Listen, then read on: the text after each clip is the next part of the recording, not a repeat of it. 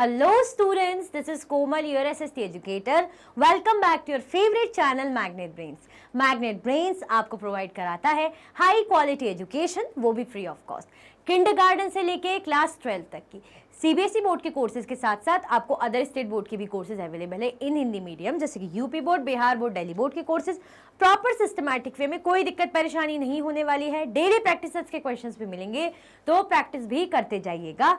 E books और e notes की link आपको डिस्क्रिप्शन बॉक्स में अवेलेबल है, तो भटकिएगा मत। हमारा जो आज टॉपिक रहने वाला है वो रहेगा भाई केरला एंड लद्दाख। आप बोलेंगे मैम ये केरला एंड लद्दाख की बात यहाँ कहाँ से आ गई? नहीं, आइए, बिल्कुल आइए, ज़रूरी है। हमें चैप्टर क्या है हमारा चैप्टर है डाइवर्सिटी। तो दोनों स्टेट, जो दोनों जगह हैं बेसिकली, तो दोनों जगह को हम समझेंगे कि यहाँ की क्या खास बात है और इस जगह की क्या खास बात है, क्योंकि ऑब्वियसली लैंग्वेज अलग होगा, एरिया अलग होगा, जोग्राफिकल कंडीशन अलग होगी, जोग्राफिकल एरिया अलग होगा, लोग अलग तरीके से खाना पीना करते होंगे, बात अलग होगी, अलग टाइप का ड्रेस अप पहन होगा। तो ये सब चीज़ें हम समझेंगे केरला एंड लद्दाख के एग्जाम्पल से। क्यों? हमारा चैप्टर है डाइवर्सिटी। हमने लास्ट क्लास में बहुत अच्छे से समझा था। किस बात को समझा था भाई?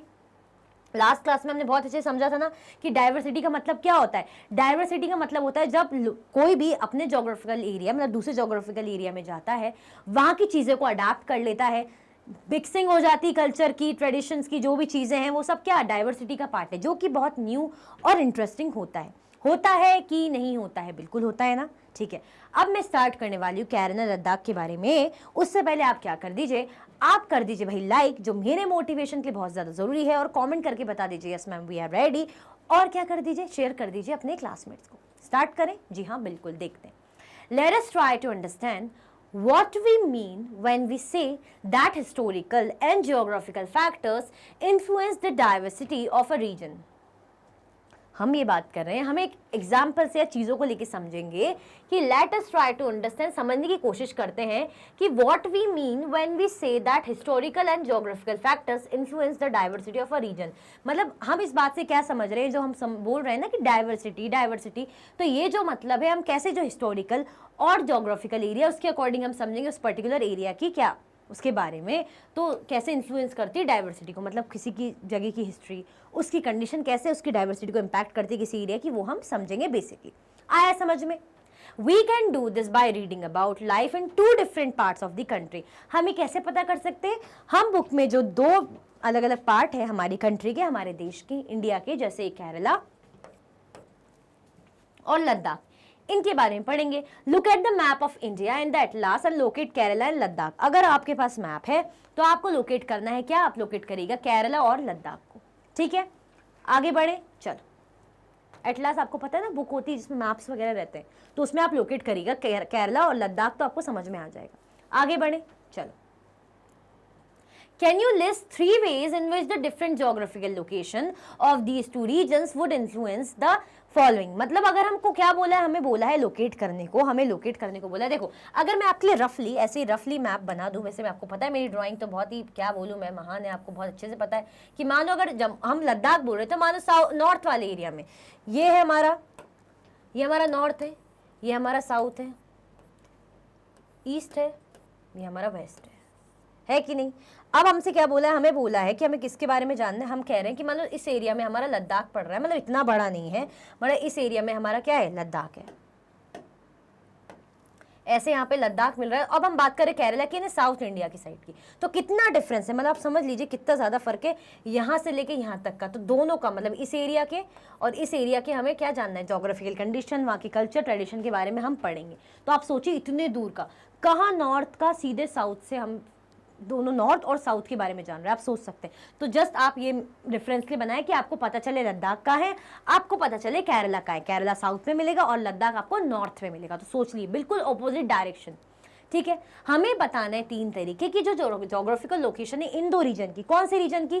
जो लद्दाख और केरला की है, कैसे जो है इन्फ्लुएंस करती है इन चीज़ों को। हमें बताना है जो लोग खाना खाते हैं, the clothes they wear, the work they do, मतलब जो वहाँ के लोग काम करते हैं, जो वहाँ के लोग खाना खाते हैं, जो वहाँ के लोग जिस टाइप के कपड़े पहनते हैं, तो वो सब हम इन दोनों एरिया के अकॉर्डिंग रीड करेंगे तो हमें समझ में आएगा। आगे बढ़े, किसका एग्जाम्पल लेना है हमें? नॉर्थ साइड के भाई लद्दाख का, और साउथ साइड के हम केरला का एग्जाम्पल लेके चीज़ों को अच्छे से समझेंगे। क्या आप रेडी हैं समझने को? आई होप आप रेडी होंगे। बढ़ते हैं आगे। लद्दाख। सबसे पहले हमने किसको लिया भाई, ये रहा हमारा लद्दाख।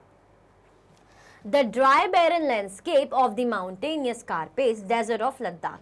ड्राई बैरन, बैरन का मतलब समझते हैं, जो वर्ड है, ये जो टर्म है बैरन मतलब बंजर, सूखा, बिल्कुल सूखा, कुछ अते पते नहीं, बिल्कुल बंजर सा एरिया आपको दिख ही रहा है। बंजर कितना सूखा है, ग्रीनरी भी नहीं दिख रही, ठीक है। तो द ड्राई बैरन लैंडस्केप, जो बिल्कुल सूखा सा है लैंडस्केप है, जो माउंटेन का, माउंटेन्स दिख रहे हैं आपको, माउंटेन कारपेट ऐसे बिछे हुए माउंटेन्स। डेजर्ट ऑफ लद्दाख, ये क्या है, डेजर्ट है, ये क्या है, डेजर्ट है, किसका, लद्दाख का रेगिस्तान। अब लद्दाख क्या है, Ladakh is a desert in the mountains of the east of Jammu and Kashmir. Jammu and Kashmir के ईस्ट साइड में क्या है भाई, माउंटेनियस एरिया है जिसे हम कहते हैं लद्दाख। ये देख लीजिएगा, इंपॉर्टेंट है, चीजों को समझो। लद्दाख कहाँ है, Ladakh is a desert in the mountains in the east of Jammu and Kashmir, मतलब जम्मू एंड कश्मीर के जो माउंटेन्स है उसमें जो ईस्ट वाला एरिया है उसको हम कहते हैं Ladakh. Very little agriculture is possible here since this region does not receive any rain and is covered in snow for a large part of the year. अब ये कह रहे हैं कि यहाँ पे क्या है, एग्रीकल्चर पॉसिबल नहीं है। यूजुअली आपको अच्छे से पता है, इतना होगा ही कि जो एग्रीकल्चर की बात हम करते हैं तो एग्रीकल्चर में क्या चाहिए रहता है भाई, एग्रीकल्चर कर रहे हैं, फार्मिंग कर रहे हैं, प्लांट्स लगा रहे हैं, अनाज वगैरह लगा रहे हैं, वेजिटेबल जो भी लगा रहे हैं उनका खेती कर रहे हैं, पानी चाहिए होता है कि नहीं होता, पर्याप्त मात्रा में हमें जो है एडिक्वेट वाटर चाहिए होता है कि नहीं होता, सिंचाई करने के लिए, इरिगेशन करने के लिए, पेड़ों में या प्लांट्स में हम देखते हैं ना, ज़रा सी गर्मी होती है हम पानी देते हैं। तो ऐसे ही अगर आप इतना बड़ा फार्मिंग कर रहे हो, एग्रीकल्चर का काम कर रहे हो, तो भाई पानी चाहिए। अब यहाँ पे फार्मिंग पॉसिबल नहीं हो पाती, मतलब बहुत ही कम, बहुत ही लिटिल क्या होता है यहाँ पे एग्रीकल्चर होता है। क्यों, क्योंकि ये जो एरिया है यहाँ पे मुश्किल से बारिश होती है, बारिश नहीं होगी, पानी कहाँ से स्टोर होगा, पानी जब स्टोर नहीं होगा तो एग्रीकल्चर ज़्यादा कैसे कर पाएंगे, तो बहुत ही लिटिल, बहुत ही कम उसकी कहते, बहुत ही कम रेन होती है। And is covered in snow for a large part of the year, मतलब लगभग साल के ज़्यादातर मंथ्स में कह लीजिए, ज़्यादातर साल में ज़्यादातर टाइम में ये जो होता है एरिया, मतलब कह लीजिए स्नो जमी रहती है, बर्फ जमी रहती है, बर्फीले पहाड़ बिल्कुल बर्फीले बने रहते हैं। मतलब बेसिकली लद्दाख क्या है ये हमें जानना है। लद्दाख जम्मू एंड कश्मीर के जो माउंटेन्स है उसमें ईस्ट साइड सिचुएटेड है। यहाँ पे जो एग्रीकल्चर है बहुत ही कम हो सकती है। क्यों, क्योंकि रेन ही नहीं होती, बहुत ही रेयर, जहाँ पे कह लीजिए बहुत ही कम मात्रा में यहाँ पे बारिश होती है, बारिश कम मात्रा में होती है। और साथ में क्या है, ज़्यादातर अगर सालाना के ज़्यादातर मंथ्स देखें तो क्या होता है, ज़्यादा टाइम यहाँ पे स्नो कवर्ड रहता है, मतलब यहाँ पे पहाड़ों में से बर्फ जमी रहती है। There are very few trees that can grow in the region, मतलब यहाँ पे बहुत ही ऐसे ट्री हैं, बहुत ही कम ऐसे ट्री हैं जो इस एरिया में उग भी सकते हैं। पानी नहीं है भाई, ट्रीज को पानी आनी चाहिए रहता है कि नहीं चाहिए रहता, तो पानी वानी नहीं, तो इस टाइप के ट्रीज बहुत ही कम, मतलब कह लीजिए इस एरिया में उगते हैं। For drinking water people depend on the melting snow during the summer months. अगर हम बात करें भाई गर्मियों के महीनों की, तो गर्मियों के महीने में जो बेचारे यहाँ के लोग होते हैं, जब जो स्नो जमी रहती है ना, ये जो ऐसे पहाड़ों में स्नो जम गई, ज़्यादा टाइम स्नो जमी रहती, जब समर के, अगर गर्मी के टाइम की बात करें तो जब ये बर्फ़ पिघलती है ना, तो उस पिघले हुए जो स्नो, जो उसका पानी है, तब वो यूज़ करते हैं ड्रिंकिंग के लिए। तो लिखा है ना, क्या लिखा है, for drinking water people depend on the melting snow during the summer month, मतलब गर्मियों के मंथ में पीपल, बेचारे जो लोग हैं, जो वहाँ की जनता है, लद्दाख की लोग हैं, सिटीजन है, वो जो स्नो मेल्ट होगी ना समर में, उसको as a drinking water use करते हैं। People here keep sheep and goats, क्या रखते हैं यहाँ पे लोग, शीप एंड गोट्स, शीप यानी भेड़ और गोट यानी बकरी को रखते हैं, पालते हैं।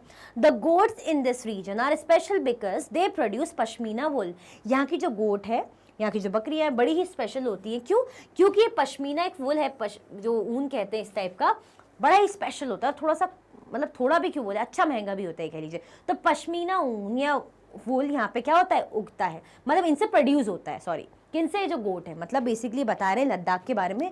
तो ये सब हम जान रहे हैं। कैसा लैंड है, बिल्कुल ड्राई सूखा सा लैंड है, डेजर्ट है लद्दाख, ठीक है। क्या है भाई, रेन भी नहीं होती, बहुत ही कम रेन होती है, तो जो ट्रीज़ हैं बहुत ही मुश्किल से कुछ ट्री ग्रो होते हैं, ग्रो कर पाते हैं, ज़्यादातर टाइम यहाँ पे बर्फ़ जमी रहती है, ठीक है। अब समर मंथ्स में पानी की ज़रूरत पड़ती है, तो पानी की पूर्ति कैसे करते हैं, कैसे फुलफिल कर पाते हैं अपनी वाटर की नीड को, ड्रिंकिंग वाटर की नीड को, जो भी स्नो जब मेल्ट होती है, पिघलती है, तो उसको पीने के ड्रिंकिंग वाटर के फॉर्म में यूज़ करते हैं। देन हमने क्या देखा, यहाँ के जो लोग हैं ज़्यादातर क्या रखते हैं, मतलब इनके पास गोट होती है और शीप होती है, और जो गोट होती है बड़ी स्पेशल टाइप की होती है। क्यों, ये प्रोड्यूस करती है, क्या प्रोड्यूस करती है, पश्मीना वुल। आगे बढ़े, आगे बढ़ते चलो। This wool is prize and pashmina shawl cost a lot of money. मैंने बोला ना महंगी होती है ये वूल, क्या है बहुत अच्छी महंगी सी रहती है। और जो पश्मीना के शॉल होते हैं, क्या होते हैं जो शॉल ओढ़ते हैं ना ठंडियों में, जो शॉल होते हैं पश्मीना उनके काफ़ी अच्छे महंगे कॉस्टली होते हैं। The people in Ladakh carefully collect the wool of the goats and sell this to traders from Kashmir.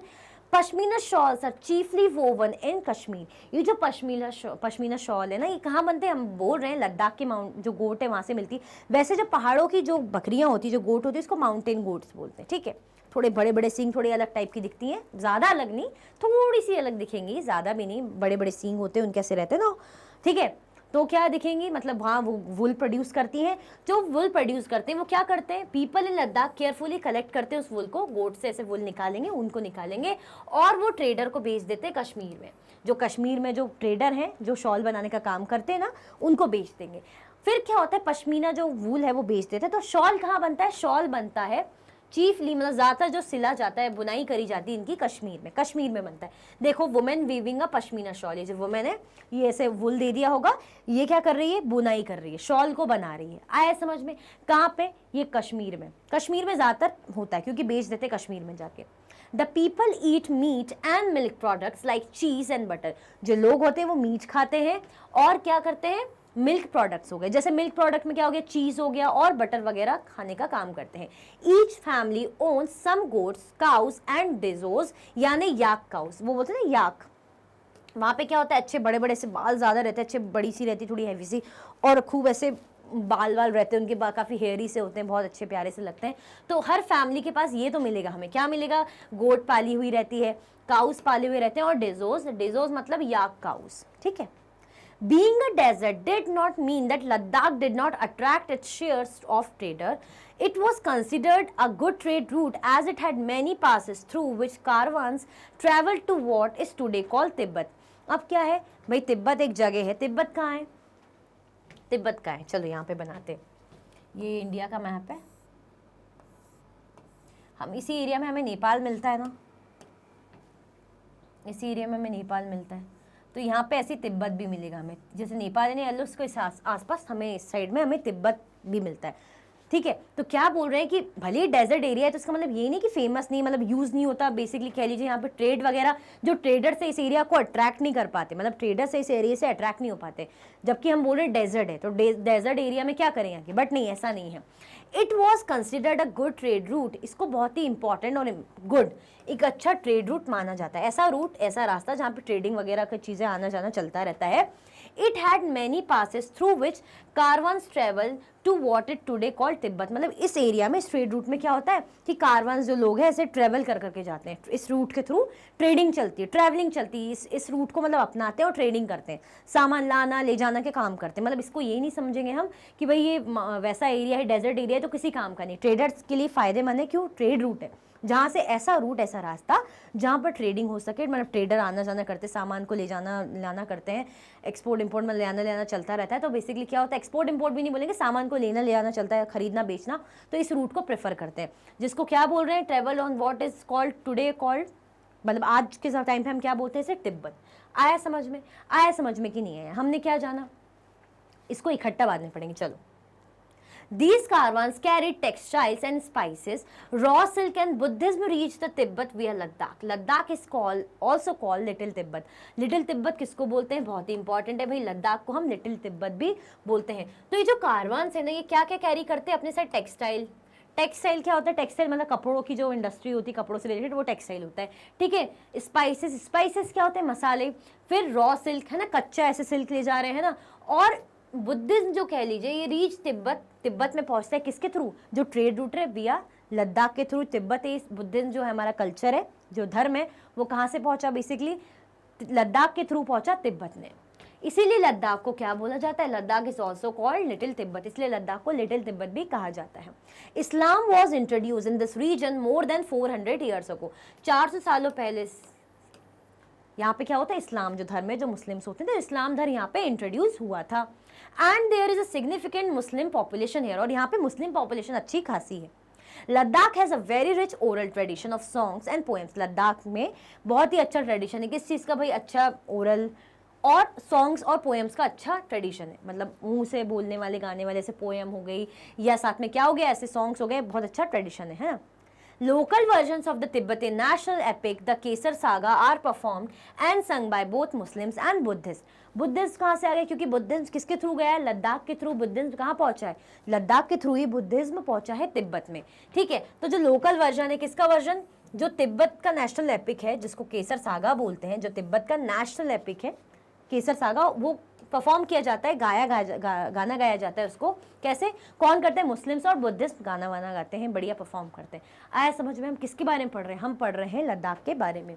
देखिए द ड्राई बैरन लैंडस्केप, ये वही है, वही वाली इमेज है, जैसे मुझे कोई अलग इमेज लगी, वही इमेज है, बता रहे कि कैसे ड्राई बैरन एरिया है। तो इसको ये मत समझिए किसी काम का नहीं। यहाँ पे क्या ट्रेड रूट है, ट्रेड रूट मतलब यहाँ पे अच्छा कारवान्स का आना जाना चलता है, ट्रेडिंग वगैरह होती है, सामान लाना बेचना चलता रहता है। और इसी मतलब आने जाने में कह लीजिए, जैसे यहाँ पे रॉ सिल्क ले जाया जाता है, टेक्सटाइल स्पाइसेस वगैरह ले जाया जाता है। और इसी के थ्रू क्या होता है, बुद्धिज्म जो लद्दाख के थ्रू ही तिब्बत में पहुँचा है, इसीलिए जो लद्दाख को लिटिल तिब्बत भी कहा जाता है। और जो तिब्बत का क्या है, एक नेशनल एपिक है केसर सागा, वो गाते हैं दोनों मुस्लिम्स और बुद्धिस्ट में गाया जाता है।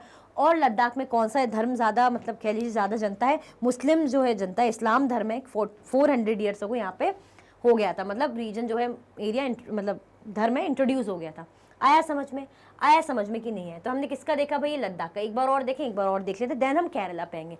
हमने लद्दाख का क्या जाना कि भाई लद्दाख किस एरिया में है, जम्मू कश्मीर के जो माउंटेन्स है उसके ईस्टर्न साइड में, मतलब इस एरिया में आप समझ लीजिए लद्दाख के नॉर्थ साइड में। ठीक है भाई, ये क्या है, डेजर्ट एरिया है। डेजर्ट एरिया ड्राई रहता है, बिल्कुल सूखा लैंड है, ड्राई है। क्यों, क्योंकि यहाँ पे भाई बारिश बहुत ही मुश्किल से होती है और ज़्यादातर यहाँ पे बर्फ़ जमी रहती है। अब जो बर्फ़ पिघलती है उसी को लिए जो यहाँ की जनता है, सिटीजन है बेचारे, ड्रिंकिंग वाटर में यूज़ करते पिघली हुई बर्फ़ को समर सीजन में। यहाँ पे क्या होता है, बहुत ही मुश्किल से कोई ट्रीज़ वगैरह उग पाते हैं, एग्रीकल्चर बहुत ही मुश्किल से यहाँ पॉसिबल है। यहाँ पे लोग गोट है ना, शीप को पालते हैं। और जो गोट होती है वो क्या स्पेशल होती है, क्यों स्पेशल होती है, क्योंकि वो पश्मीना ऊन को क्या करती है, प्रोड्यूस करती है। अब जो पश्मीना वूल है प्रोड्यूस होता है, ये वो लोग क्या करते हैं, कश्मीर में जाके बेच देते हैं। तो कश्मीर में बेसिकली बुनाई होती है, कश्मीर में शॉल जो है बनते हैं। कौन से शॉल, पश्मीना शॉल। कैसे होते हैं, इनमें मेहनत बहुत लगती है, अच्छे महंगे और कॉस्टली होते हैं। ठीक है, यहाँ पे क्या खाना पीना चलता है, हमें मीट खाया जाता है और मिल्क प्रोडक्ट्स को खाया जाता है, जैसे हो गया अपना चीज़ और बटर। हर फैमिली के पास देखा जाए तो यहाँ पे गोट मिलेंगे, काऊ भी रखते हैं, और डेजोस मतलब याक काउस। डेजर्ट एरिया का मतलब हम ये नहीं कहा जाता कि भाई यहाँ पे कुछ नहीं होता, ट्रेडर्स अट्रैक्ट नहीं होते, बट यहाँ से ट्रेडिंग चलती है। क्यों, क्योंकि यहाँ पे ट्रेड रूट है जो क्या करता है, ट्रेडिंग पर्पस के लिए बहुत अच्छा है, सामान लाने ले जाने के लिए बहुत अच्छा है। सामान कौन सा क्या क्या चीज़ें ज़्यादातर होती है, जैसे टेक्सटाइल की चीज़ें होंगी, टेक्सटाइल है ना, साथ में स्पाइसेस हो गए। और बुद्धिज्म भी देखा जाए तो इसी एरिया से, लद्दाख से ही कहाँ पहुँचा था, तिब्बत में पहुँचा था, इसलिए तिब्बत को मतलब लद्दाख को लिटिल तिब्बत भी कहा जाता है। केसर सागा जो तिब्बत का क्या है, नेशनल एपिक है, मुस्लिम और बुद्धिस्ट दोनों मतलब संग गाते हैं, बढ़िया गाया जाता है, परफॉर्म करते हैं। साथ में यहाँ पे ओरल सॉन्ग और पोएट का एक ओरल ट्रेडिशन, रिच ट्रेडिशन बहुत ज़्यादा है। कहाँ पे, लद्दाख में। इस्लाम धर्म यहाँ पे ज़्यादा, मतलब 400 साल पहले इंट्रोड्यूस हुआ था, तो जो मुस्लिम पॉपुलेशन है यहाँ पे ज़्यादा है। ठीक है, आया समझ में। आगे बढ़ जाए, हमने किसको समझ लिया, हमने लद्दाख के बारे में जान लिया। हमने लद्दाख के बारे में अच्छा क्या चीज़ नोटिस करी, वहाँ का खाने पीने के बारे में जाना, वहाँ के जो है धर्म के बारे में जाना, वहाँ के जो गाना वाना जो गाते हैं, कौन सा एपिक वो यूज़ करते हैं, क्या उनका ट्रेडिशन है, वो सब हमने जान लिया। नाउ अब बारी किसकी आती है, बिल्कुल साउथ के एरिया की, बिल्कुल साउथ के ऐसे एरिया की, नीचे के एरिया की, केरला की। देखें, स्टार्ट करें। क्या अब तक आपने लाइक करा है, पहले तो मुझे ये बता दो, क्या अभी तक आपने लाइक कर दिया है कि बस नहीं करा है, कर दिया है ना। आगे बढ़ जाए, चलिए। Kerala is a state in the south west corner of India. Kerala कहाँ मिलेगा, south west corner of India. रुको अच्छे से बनाते हैं। साउथ वेस्ट कैसे पता चलेगा आपको, ये है हमारा इंडिया, छोटा सा ही बनाया है, ये हमारा साउथ है, तो ये हमारा वेस्ट साइड है। तो मतलब इस एरिया में हमें क्या मिल जाएगा, इस एरिया में हमें केरला मिल जाएगा, ऐसे इस एरिया में हमें मिल जाएगा Kerala. Kerala is a state in the southwest corner of India. It is surrounded by the sea on one side and hills on the other. अब देखिए केरला में क्या है, एक तरफ हमें सी मिल जाएगा, केरला एक तरफ सी से सराउंडेड है, ये देखिए, it is surrounded by the sea on one side and hills on the other, और हिल्स से मतलब पहाड़ों से दूसरे साइड से घिरा हुआ है। चलो अच्छी बात है। अ नंबर ऑफ स्पाइसेस, मसाले देखिए साउथ के मसाले बड़े फेमस है। Spices like pepper, cloves, cardamoms are grown on the hills. अच्छा, इन तीनों का पहले मतलब बता दो, ये जो मैंने यूज़ करा है, कार्डेमम है ना, क्लोव्स और इस साथ में क्या बोला मैंने, ये पेपर, ये क्या होते हैं, पेपर, कार्डेमोम, क्लोव्स, ये क्या होते हैं, जो डेली में आप यूज़ करते हैं ना, वही चीज़ें हैं ये। सुना है, इलायची हो गया, लौंग हो गया, है ना, और क्या है, काली मिर्ची हो गई, यही सब। तो ये सब क्या है, यहाँ पे ज़्यादातर पहाड़ों में उगाए जाते हैं। It is spices that made this region an attractive place for traders. इसकी जो स्पाइसेस, जो मसाले हैं ना, इसीलिए ज़्यादा इतना अट्रैक्ट करते हैं ट्रेडर्स को।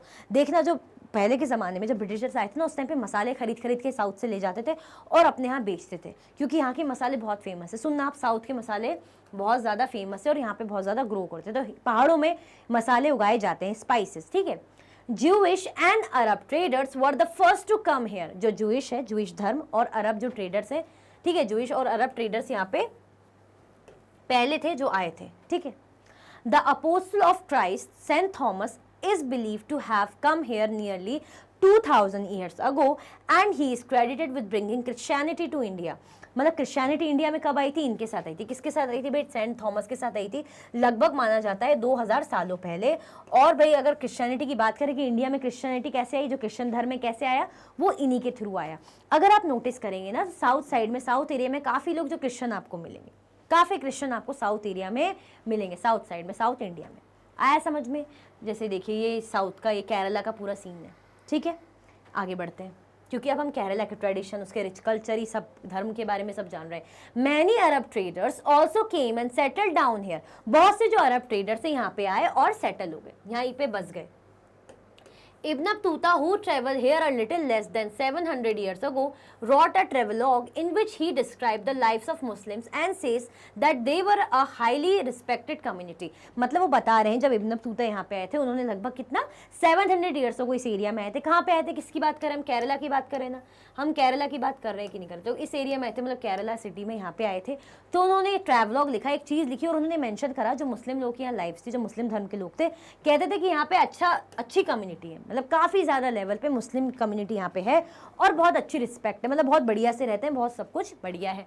The Portuguese discovered the sea route to India from Europe when Vasco da Gama landed with his ship here। और इस एरिया में यहाँ पे जो पुर्तगीज थे, पुर्तगाली बोलते जिन्हें, Portuguese, discovered the sea route. यहाँ पे जो मैंने बताया ना, हमने स्टार्टिंग में क्या पढ़ा, जो केरला है हमारा, एक तरफ सी से और दूसरी तरफ हिल से मतलब लगा हुआ है। इसके केरला की एक तरफ सी है और दूसरी तरफ क्या है, हिल्स है, ठीक है। तो क्या बोल रहे हैं कि भाई जो सी रूट है यहाँ से पता चला, किसने पता लगवाया, जब यूरोप से कौन, वास्को डी गामा, मतलब जब वास्को डी गामा ने अपना शिप यहाँ लैंड करा तो उन्हें यहाँ से सी रूट, मतलब जो सी रूट मतलब समुद्र से का रूट, समुद्र से जाने वाला रास्ता, समुद्र के थ्रू ट्रेवल करने वाला ऐसा रास्ता, उसको सी रूट बोलते हैं। तो the Portuguese discover the sea route to India from Europe, मतलब पुर्तगीज थे, उन्होंने डिस्कवर करा कि भाई यूरोप से इंडिया के लिए एक रूट है, ठीक है, यहाँ तक आता है, जिसे सी रूट बोलते हैं। किसने पता करा था भाई, जब वास्को डी गामा की शिप यहाँ लैंड हुई थी। आया समझ में, आया समझ में कि नहीं आया, आ गया ना। Because of all these various historical influences, people in Kerala practice different religions such as Judaism, Islam, Christianity, Hinduism and Buddhism। हमने देखा कि काफ़ी अलग अलग तरह के जगह के लोग आए, हमने देखा पुर्तगीज़ भी आ गए, जो जूइश भी आ गए, है ना, साथ में। इसीलिए हम ये कह सकते हैं कि यहाँ पे अलग अलग धर्म को प्रैक्टिस किया जाता है। तो कौन से मेजरली, जैसे जुडाइज्म हो गए, इस्लाम हो गए, क्रिश्चियनिटी हो गई, हिंदुइज्म हो गए और बुद्धिज्म हो गए। The fishing nets used here look exactly like Chinese fishing nets and are called चीना वाला। अब यहाँ पे जो फिशिंग नेट्स है ना, देखिए ये जो दिख रही है नेट, ये लगी है यहाँ पे, दिख रही है कि नहीं दिख रही, ये जो लगी है यहाँ पे जाले, मछली को पकड़ने के लिए फिश नेट ये लगे हुए हैं। ये किस टाइप के यूज़ कर रहे हैं भाई, जैसे चाइनीज़ जो चाइना की फिशिंग नेट्स होती है ना, बिल्कुल उसी टाइप के ये लोग यूज़ कर रहे हैं। इसीलिए लोग क्या नाम से बोलते हैं इसको, बहुत इंपॉर्टेंट है, इसको चीना वाला के नाम से जानते हैं। क्या बोलते हैं, चीना वाला करके लोग बोलते हैं। Even the utensils used for frying is called the चीना चट्टी। चीना चट्टी, चीना चपटी नहीं, चीना चट्टी। तो जो यूटेंसिल्स है, जो बर्तन है, ये फ्राई करने के लिए, फ्राई वगैरह करने के लिए यूज़ करते हैं, उन्हें चीना चट्टी बोलते हैं। And it is believe that the word Cheen could have come from China. और ये माना जाता है जो चीन वर्ड आया है, हम बोलते थे चीनी लोग, चाइनीज़ लोग, चीनी लोग, तो ये क्या है, जो चीन वर्ड है चाइना से आया है, ऐसा बिलीव करते हैं, ऐसा मानते हैं। The fertile land and climate are suited to growing rice and majority of people here eat rice, fish and vegetables। देखो यहाँ वाले एरिया में, साउथ के एरिया में बोलते हैं ना चावल, चावल खूब ज़्यादा चावल। तो यहाँ पे जो लैंड है ना, बड़ा ही अच्छा है, बड़ी फर्टाइल, और क्लाइमेट क्या सूटेबल है, बढ़िया क्लाइमेट रहता है राइस उगाने के लिए। और जो ज़्यादातर पीपल है, लोग यहाँ पे राइस खाते हैं, फिश खाते हैं और वेजिटेबल्स खाने का काम करते हैं। मतलब यहाँ पे खाना पीना ज़्यादातर ऐसा चलता है। आया समझ में? हमने वहाँ का क्या जाना था, हमने देखा था मीट और मिल्क प्रोडक्ट्स ज़्यादा, डेयरी प्रोडक्ट्स ज़्यादा खा रहे हैं। यहाँ पे क्या देखा जा रहा है आपको, यहाँ पे राइस भी खा रहे हैं, फिश भी खा रहे हैं और वेजिटेबल्स भी खाया जा रहा है। देखा ना, आया ना समझ में? क्या बात करी हमने, किसके बारे में, केरला और लद्दाख के बारे में। ठीक है, अभी इसको फिर से समझते, फिर हम इसका बाद में डिस्कशन करेंगे। देखो केरला का क्या है, साउथ वेस्ट में सिचुएटेड है ये स्टेट है, एक तरफ इसके सी है, दूसरी तरफ हिल से सटा हुआ है। ठीक है, अच्छी बात है। यहाँ पे बहुत सारी स्पाइसेस के लिए फेमस है, लगती हैं, जैसे हमने देखा पेपर, क्लोव्स एंड कार्डेमम हो गए, पहाड़ों पे उगाया जाता है। अच्छी बात है। ये जो स्पाइसेस है, मतलब इसी स्पाइसेस के कारण ये जो एरिया है ज़्यादातर अट्रैक्ट करता है लोगों को, ट्रेडर्स को, ताकि आए और यहाँ के मसाले खरीद के ले जाते हैं। जूइश और अरब ट्रेडर्स यहाँ पे क्या पहले थे जो आए थे, और जो अपोस्टल ऑफ क्राइस्ट जैसे सेंट थॉमस थे, जो वो क्या लेकर आए थे 2000 सालों पहले यहाँ पे क्रिश्चियनिटी लेकर आए थे। ठीक है, तो क्रिश्चियनिटी पहली बार यहीं से आई थी इंडिया में, ऐसा माना जाता है। जो अरब ट्रेडर्स हैं वो यहाँ पे आए और सेटल हो गए। तो इब्न बतूता का मानना है जो अरब ट्रेडर्स हैं, यानी मुस्लिम्स होंगे ऑब्वियसली। तो जो इब्न बतूता आए थे, ट्रैवलॉग उन्होंने लिखा, उन्होंने बताया कि जो मुस्लिम्स लोग थे यहाँ पे सेटल हुए, तो उनकी जो अच्छी हाईली रिस्पेक्टेड कम्युनिटी, उनको काफ़ी इज्जत से, रिस्पेक्ट से देखा जाता है। The Portuguese discover the sea route to India from Europe. फिर क्या हुआ, वास्को डी गामा आए, तो उन्होंने देखा कि भाई यूरोप से इंडिया के लिए एक सी रूट मिलता है। तो जो पुर्तगीज है वास्को डी गामा, उन्होंने पता करा, तो यहाँ के थ्रू क्या पता चला, सी रूट भी पता चला। देखिए कितनी सारी चीज़ें हमें यहाँ से पता चल रही है। अब क्या हुआ, इतने सारे जो हिस्टोरिकल क्या है प्रैक्टिसेस हैं, इतने सारे जो रिलीजन आए, लोग आए, रिलीजियस चीज़ों के मतलब धर्मों के लोग आए। तो केरला में अलग अलग रिलीजन क्या होता है, प्रैक्टिस किए जाते हैं। जैसे जुडाइज्म हो गया, इस्लाम हो गया, क्रिश्चियनिटी हो गया, हिंदुइज्म हो गया और बुद्धिज्म हो गया। फिशिंग नेट्स कैसी यूज़ होती है, जो मछली पकड़ने की नेट होती है वो कैसे यूज़ होती है, जो ये लोग फिशिंग नेट्स यूज़ करते हैं वो होती है चाइना, जैसे चाइना की फिशिंग नेट्स होती है ना, उस टाइप की यूज़ करते हैं। इसीलिए इसको क्या नाम से बोलते हैं, इसको चीना वाला बोलते हैं। और जो यूटेंसिल्स यूज़ किए जाते हैं, जो बर्तन यूज़ किए जाते हैं फ्राई करने के लिए, उनको चीना चट्टी बोलते हैं। इनका मानना है कि जो वर्ड चीना आया है वो प्रोबेबली जब चाइनीज़ होंगे जो आए होंगे, अगर मानो मतलब ऐसा है कि आ सकते हैं, आए होंगे, तो उनके थ्रू आया है चीना वर्ड। और जो यहाँ का फर्टाइल लैंड है, क्लाइमेट है, ये सूटेबल होता है किसको, राइस को ग्रो करने में। इसलिए यहाँ पे ज़्यादातर क्या ग्रो होती है, यहाँ पे लोग राइस खाते हैं, फिश खाते हैं और वेजिटेबल्स खाने का काम करते हैं। क्या आपको केरला के बारे में समझ में आया कि नहीं आया, फटाफट से। ये देखो यहाँ पे दिख रहा था ना, यहाँ पे बोट, एक तरीके की बोट रेस भी होती है, एक फेस्टिवल होता है इनका। कौन सा फेस्टिवल होता है इनका, ओनम फेस्टिवल होता है। तो यहाँ पे बोट रेस भी होती है। ठीक है, आया समझ में? आगे बढ़ जाएं, आगे बढ़ते हैं। While Kerala and Ladakh are quite different in terms of their geographical features, the history of both regions has seen similar cultural influences.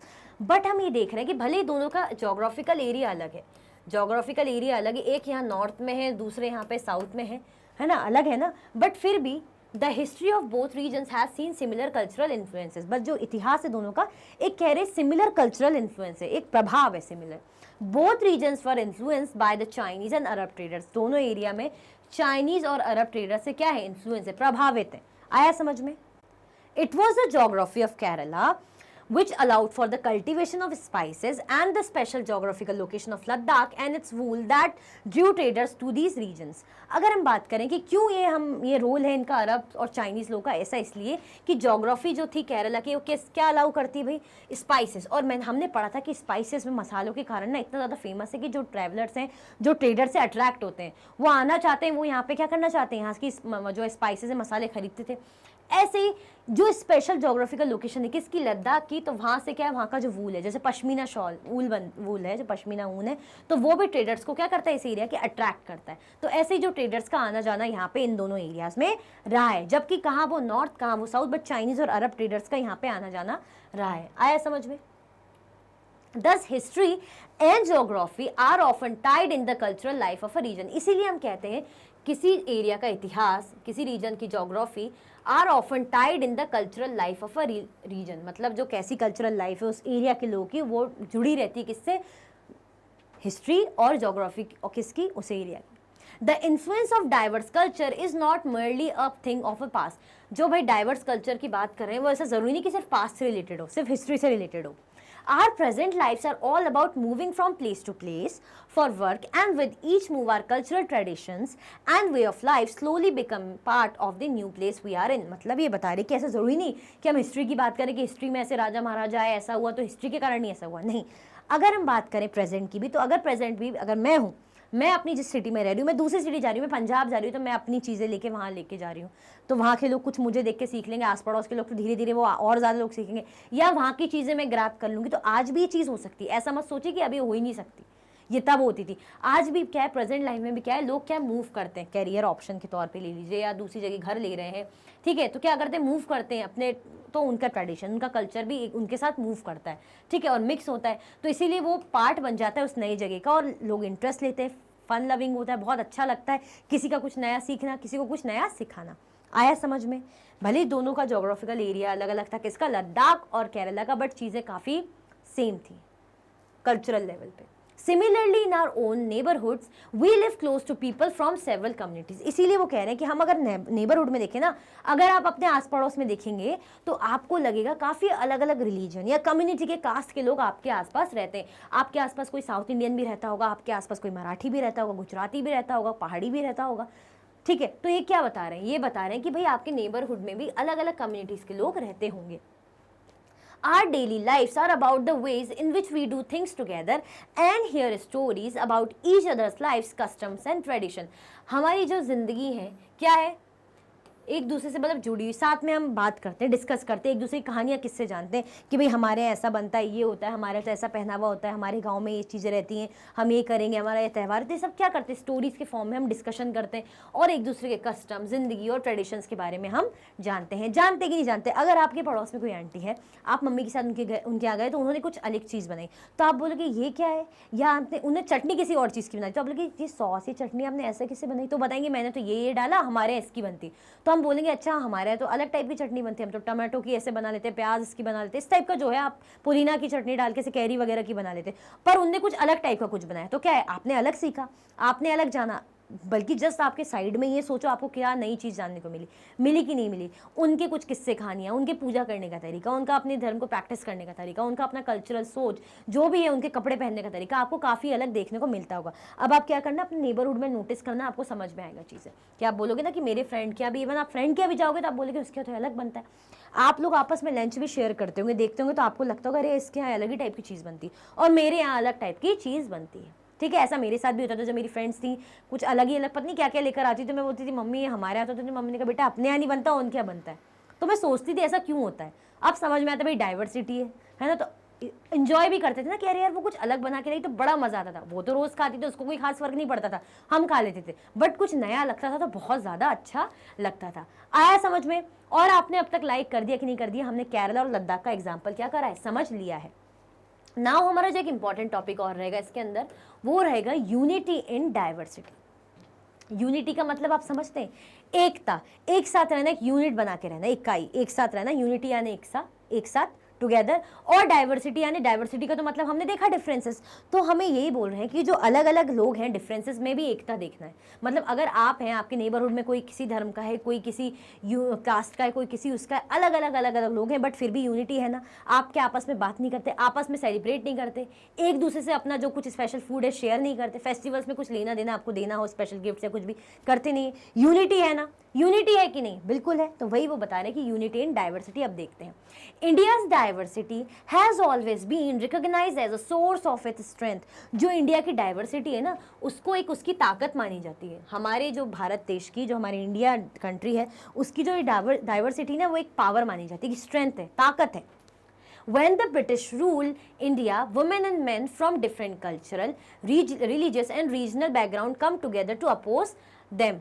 अब जब ब्रिटिश का रूल था, जब भाई अंग्रेज़ों का शासन था, तो तब अलग अलग धर्म के, अलग अलग कल्चर बैकग्राउंड के लोग आए साथ में लड़ने के लिए। लड़ने किस लिए? आपस में लड़ने के लिए नहीं, या ऐसी बस मार पिटाई करके चले गए, नहीं, मतलब अपने देश को आज़ाद करने के लिए सब साथ में आए कि नहीं आए। तब ये नहीं सोचा कि अरे ये तो हिंदू है, या वो मुस्लिम है, वो क्रिश्चियन है, उसकी कास्ट अलग है, अरे उसका तो खाना पीना अलग, अलग पहनता है, अलग बात करता है, अलग लैंग्वेज है, कुछ नहीं देखा, सब साथ में आए, सबने साथ में मिलकर अपने देश को आज़ाद कराने के लिए लड़ाई लड़ी। करा कि नहीं करा स्ट्रगल? तो डिफरेंट कल्चरल, रिलीजियस और regional backgrounds came together to oppose them. सब साथ में मिलके आए और अपोज करा किसको? जो ब्रिटिश का रूल था, जो अंग्रेजों का शासन चल रहा था। India's freedom movement had thousands of people of different backgrounds in it. अगर हम बात करें कि इसकी जो इंडिया का फ्रीडम चला है, जो इंडिया की आज़ादी की लड़ाई चली है, जो मूवमेंट चला है उसमें बहुत सारे हजारों की जनसंख्या में लोग ऐसे थे जो अलग अलग बैकग्राउंड से थे। आप क्या कहीं भी लिखा हुआ ऐसा देख लें कि आपने देखा कि सिर्फ हिंदू लोगों ने स्ट्रगल करा या रिच लोगों ने स्ट्रगल करा या सिर्फ गुजराती लोगों ने स्ट्रगल करा, मराठी लोगों ने स्ट्रगल करा, ऐसा कुछ नहीं देखेंगे आप बोलोगे लोगों ने लड़ाई लड़ी। अब लोगों में हर टाइप के लोग आ सकते हैं। अगर इवन आपके ये बोले ना कि आपकी क्लास में बच्चे हैं तो आप ये नहीं बोलोगे कि आपकी क्लास के स्टूडेंट सब एक ही कास्ट के होंगे, बहुत अलग अलग वैरायटी मिल जाएगी। तो सोचिए, तो देश की बात हो रही है तो देश में अलग अलग बैकग्राउंड के लोग सब साथ में आए, अपनी स्ट्रेंथ मतलब जो विविधता है, जो अलग अलग डिफरेंसेस है, मतलब कल्चरल रीजनल हो गए बट क्या हो गया, रिलीजियस हो गए सॉरी, बट साथ में सब मिल रहे हैं, यूनिटी दिखा रहे हैं। किसके प्रति यूनिटी दिखाई? अपनी ताकत दिखाई कि भाई ब्रिटिशर्स को हमें क्या करना है, हमें यहाँ से खदेड़ के भगाना है। क्यों? क्योंकि हमें हमारे देश में राज कर रहे हैं। They work together to decide joint actions. उन्होंने एक साथ काम किया, उन्होंने डिसाइड करा कि कैसे हम साथ में मिलकर एक्शन लें। किसके खिलाफ? भाई ब्रिटिशर्स के खिलाफ कोई एक्शन लें। They went to jail together, jail भी साथ में गए। ऐसा तो है नहीं कि सिर्फ बंगाली लोगों को जेल कर दी तो मराठी लोग खुश घूम रहे हैं, खुले घूम रहे हैं, नहीं, जो साथ में मिलकर स्ट्रगल करे तो साथ में मिलकर जेल भी गए, उन्होंने एक्शन भी लिया, है ना। They found different ways to oppose the British, साथ में मिलकर उन्होंने डिसीजन लिया, साथ में मिलकर उन्होंने जो ऐसे प्लानिंग्स ढूंढी, प्लॉटिंग करी कि भाई क्या करे, प्लानिंग करी बेसिकली किस बेस को लेके, किसको लेके, भाई ब्रिटिशर्स को हराने के लिए, साथ में मिलकर ब्रिटिशर्स को अलग अलग तरीके से उनको अपोज करने के लिए। Interestingly, the British thought they could divide Indians because they were so different and then continue to rule them. उनको वैसे ऐसा लगता था कि भाई जो ब्रिटिशर्स हैं वो भड़काते भी थे कि भाई उनका धर्म अलग है, उनका रिलीजन अलग है, ऐसे करके, या कास्ट अलग है, तो इस बेसिस पे अपर कास्ट या लोअर कास्ट ऐसे भी भड़काने का काम, मतलब क्या करने बोलते ना, आग लगाने का काम बेसिकली, कि आप क्या करेंगे, प्रोवोक करेंगे, लोगों को क्या करेंगे, उकसाएंगे एक दूसरे के खिलाफ। तो इसी तरीके से जब एक दूसरे से सब चिढ़के रहेंगे, इकट्ठा नहीं होंगे, तो क्या होगा, हमारा रूल रहेगा, है ना। तो क्या है, interestingly the British thought they could divide, उन्होंने क्या सोचा था कि भाई शुरू में कि भाई हम इंडियंस को क्या करेंगे, अलग करके रखेंगे। आप ही देखना कि कई बार ऐसा हुआ भी है, जो आज़ादी की लड़ाई में ऐसा हुआ है कि किसी कम्युनिटी ने बोला कि हमारे साथ अच्छा नहीं हो रहा तो हम इसमें भाग नहीं लेंगे, हम अपने लिए आज़ादी की बात करेंगे। तो काफ़ी डिस्कशन हुआ, इस चीज़ में डिबेट हुई, तो लोगों ने बोला कि नहीं, हमें साथ में मिलके ही काम करना पड़ेगा, तब जाके देश आज़ाद हो पाएगा। वरना कोई कम्युनिटी का कह रहा है कि नहीं हम अकेले, हम चाहते हैं आज़ादी, हम आपका साथ नहीं देंगे, तो ऐसा नहीं हो पाएगा। बट ऐसी चीज़ें भी हुई थी, बट एट लास्ट डिस्कशन ये हुआ, उन्होंने समझ के उन्होंने डिस्कस करके बात करी कि नहीं, हम जब तक साथ में रहेंगे ना तो हमें कोई अलग नहीं कर पाएगा। जहाँ हम अलग हुए, हमने एक दिखाया कि भाई मैं उसको साथ नहीं दूंगा, उस धर्म वालों का, या मैं उस कास्ट वालों को साथ नहीं दूंगा, तो वो लोग फ़ायदा उठाएंगे। हमें फ़ायदा नहीं उठाने देना है, हमें इसे अपनी ताकत बनाना है, हमें साथ में मिलकर क्या करना है, जो ब्रिटिशर्स को हराना है, जो हम पे कंटिन्यूसली रूल कर रहे हैं। But the people showed how they could be different and yet be united in their battle against the British.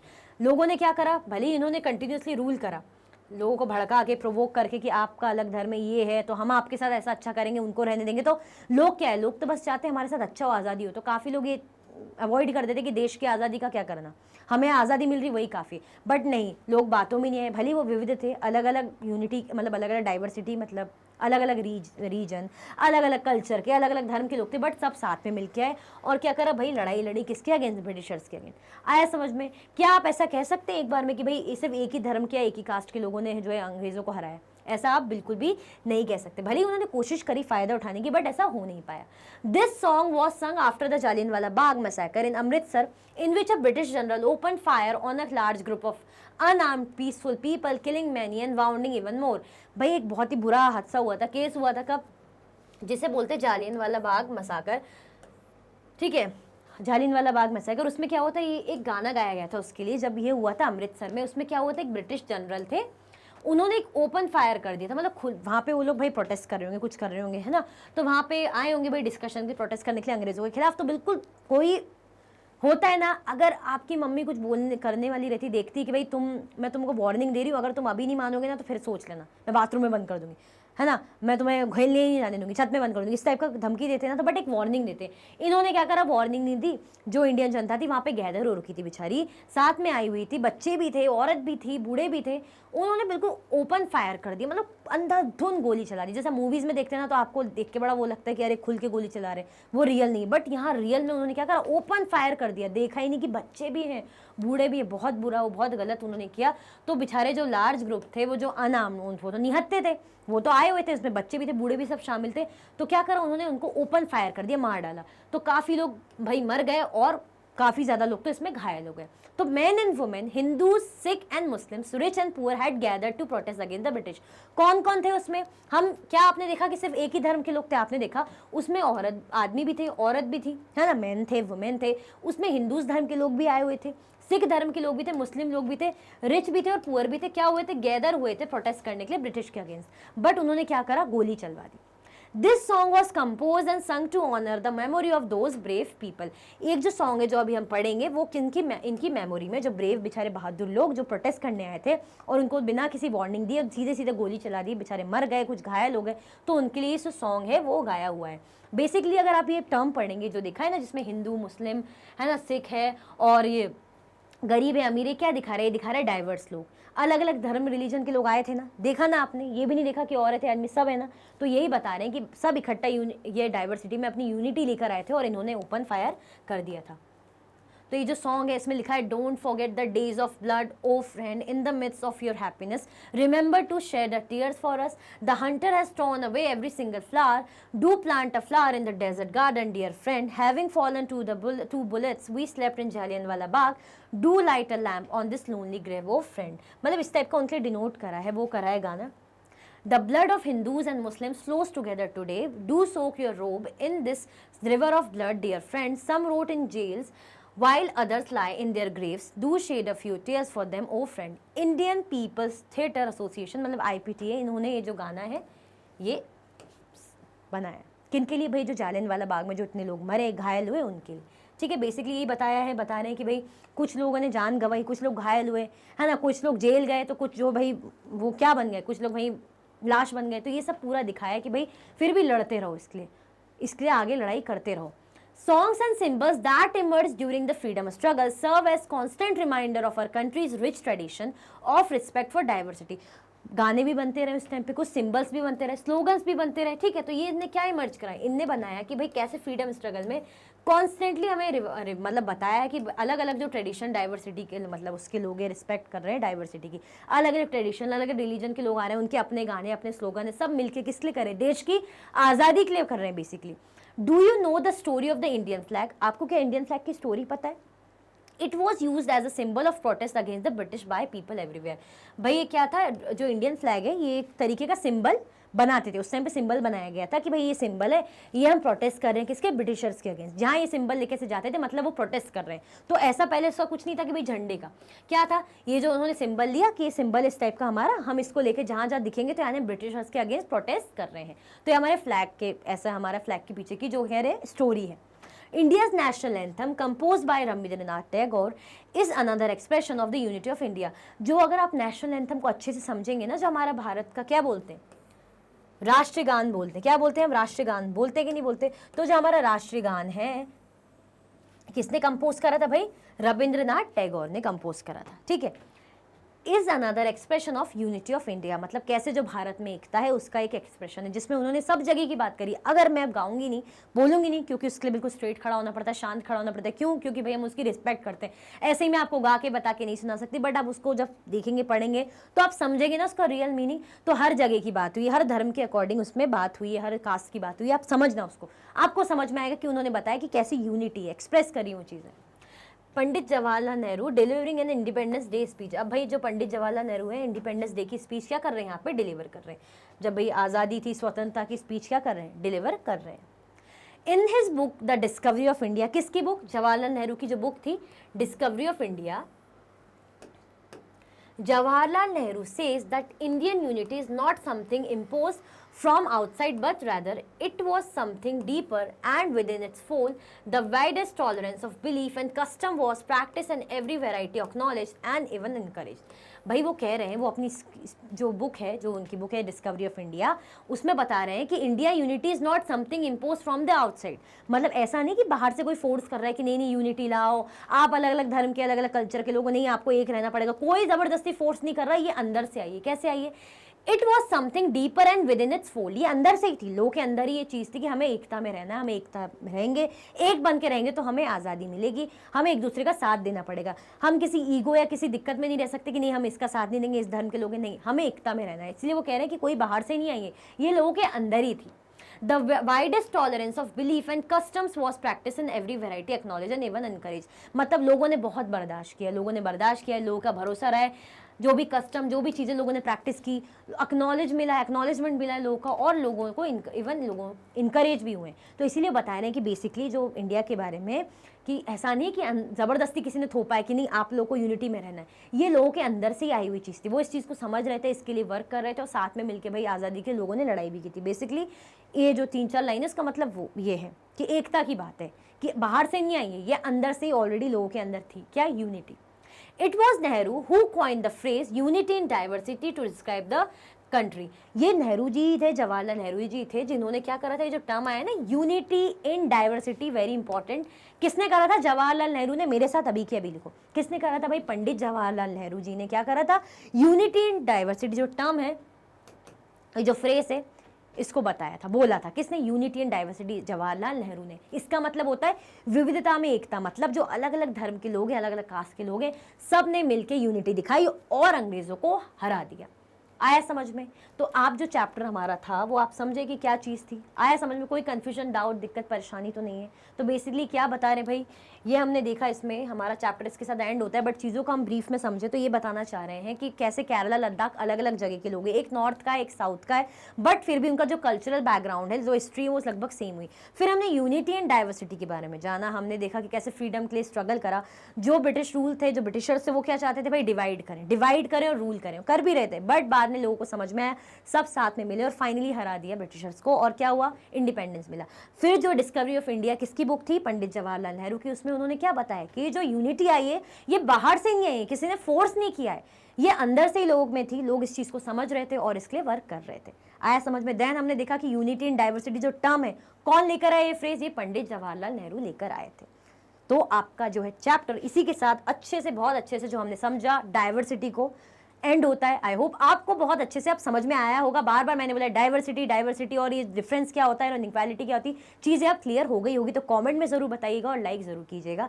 इसी के साथ ये वीडियो एंड होती है। अगर आप और भी वीडियो के लेक्चर्स देखना चाहते हैं तो आप मैग्नेट ब्रेन्स के यूट्यूब चैनल, एप्लीकेशन और वेबसाइट पर देख सकते हैं। ई नोट्स और ई बुक्स के लिंक आपको डिस्क्रिप्शन बॉक्स में अवेलेबल है। ये हाई क्वालिटी के कोर्सेज हैं, CBSE board, Delhi board, Bihar board, UP board, MP board, Rajasthan board, Vedic maths crash course, spoken English courses आपको उत्तम क्वालिटी में और 100% फ्री अवेलेबल है।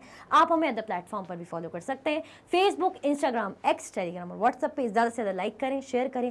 फिर मिलेंगे हम नेक्स्ट सेशन में। क्या करेंगे उसमें आपको भी काम करना है मेरे साथ भाई, एनसीईआरटी सॉल्यूशंस को करने वाले हैं। सो रेडी रहिएगा। Thank you so much for watching.